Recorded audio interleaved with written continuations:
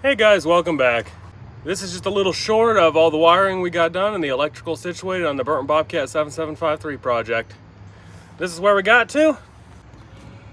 Got all the gauges in, got new fuses up in there. Everything's functional.